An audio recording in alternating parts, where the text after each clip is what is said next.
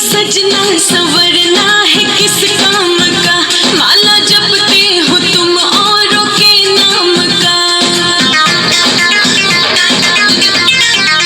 हाँ मेरा सजना संवरना है किस काम का, माला जपते हो तुम औरों के नाम का।